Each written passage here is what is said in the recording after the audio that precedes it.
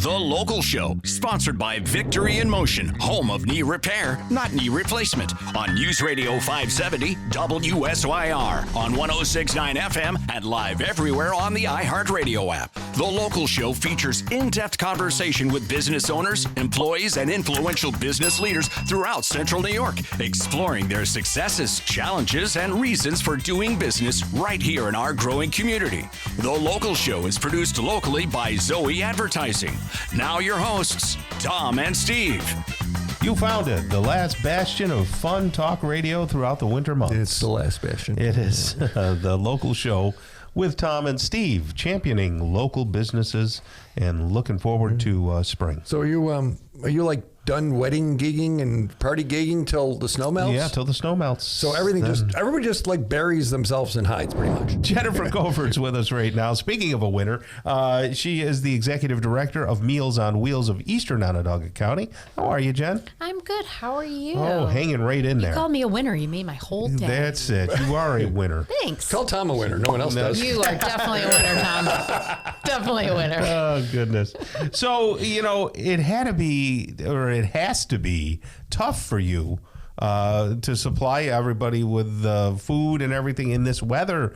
I mean, it's got to be like a high demand this year. Yeah, this has been a rough winter. Yeah, I know for cold. everybody, so I'm not, saying anything that... But especially for the elderly, right? I mean, but they're already homebound, so Right. now they really don't want to go outside. Yeah. And, a lot of our folks, they live alone. They don't have family. They don't even have somebody to plow their driveways. Yeah, So that's just, terrible. you add on so many different things. But, yeah, we had to close 3 times this year, and that is No not kidding. typical. We usually don't close for anything. Oh, because of the extreme weather? Because of the weather, yeah. I mean, Goodness. I'll wake up at like 5 o'clock in the morning when I know it's going to be bad, and I'll watch the news intently. Like, what's it going to do around 10:30? Because that's when we're going to deliver. Like, I need to Right. know then.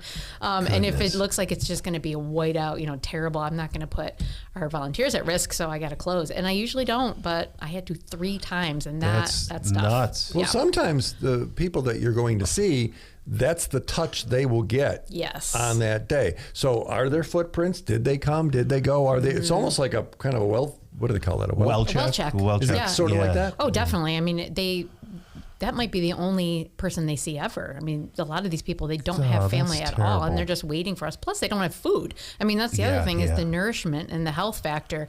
But we are very adamant about making sure nobody goes hungry no matter what. So a lot of people don't know we do this, but when we close, the staff still reports.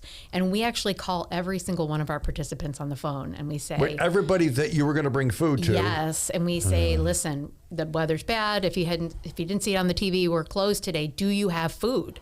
And then a lot of times they'll say, yes, we have something, because we send out blizzard bags. They're like emergency bags of non-perishable foods. We send that to them. Blizzard bag. Ooh, that's what we call it. Yeah, it sounds better than emergency. Right. Yeah, I want one of those. I want a blizzard Well, bag. I can tell you a lot of times they are eaten way before a blizzard, because they call it a snack bag. They're like, thank you for the snacks. That's something else. But it's really for them to save when we're closed. And so we'll call and go, do you have any food? Do you still have your blizzard bag? And some will say yes, some will say no.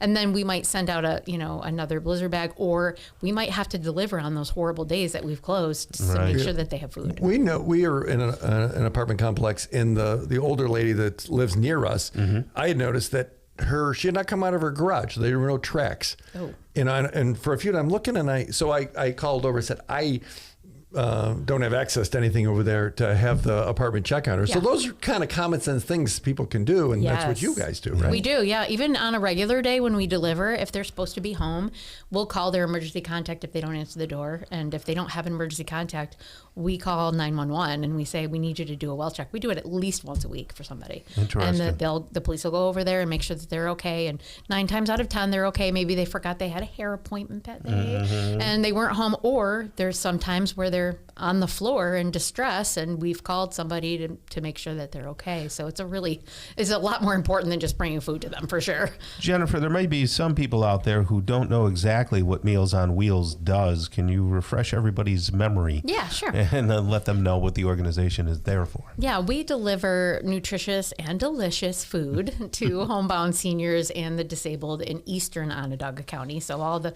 Meals on Wheels that are out there, they have the different places that they go. organizations. So, yeah. Okay. And we're all separate agencies, so we're not exactly the same, but we do have the same mission. So there's not one big funding pot. Everybody has to get their own funding. Definitely, Okay. yeah. So like if you donated to us specifically, it would go directly to participants for the Meals on Wheels program in Eastern Onondaga County. Gotcha. Tell us about the food. It's good. Today, so every day they get a choice for the hot meal, and today it was either ziti with sausage or Swedish meatballs, and that's my favorite. That's Swedish so meatballs. good. I love Oh my goodness! But so every day they get a lunch, and they get a hot dinner and a beverage, and they get to pick what they want for the dinner. And there's a huge variety, and it's very, very good. Our cook is awesome. I think you said before, not everybody eats lunch for lunch. No. So the food is there. I mean, think about this. If they're coming to your house and you smelled that hot food, is that what, would you wait on that and put it in the refrigerator? Or would you eat that right away? Because I would eat that first and then put the cold stuff in the refrigerator.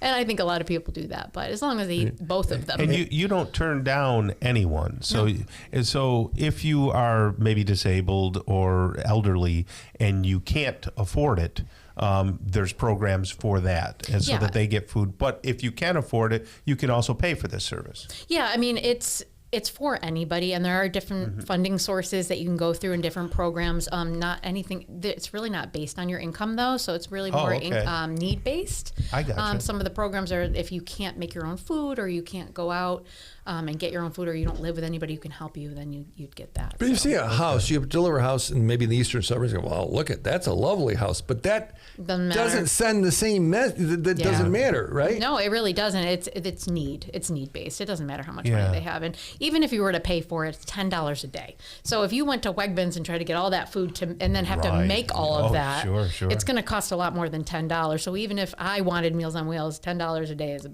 great deal for the lunch and the dinner. So and people can give so people get fed, right? I mean, they can do that. We depend What's the on best? that. Well, okay, that is your primary funding source. So how does that happen? How do people do that? Well, a lot of people will just send in donations. You can go online on our website, which I'm sure you'll announce at the end. What our website is. Now. That's okay. Or now. But yeah, you can go on our website and donate. But like I said, 100% of it goes towards the meals for our neighbors. You know, we're not using it for administration. And if you were to donate to an organization that had a whole bunch of different organizations, you don't know where that money is going to, but you know that it's going right to your neighbors if you do. What is your territory? What does that encompass in Eastern Onondaga? It's about 11 or 12 zip codes. You know, East Syracuse, DeWitt, Fabius, Minoa, Fayetteville, Manlius, Lafayette, Pompey, And how many Tully. how many meals every day? How many meals are going out?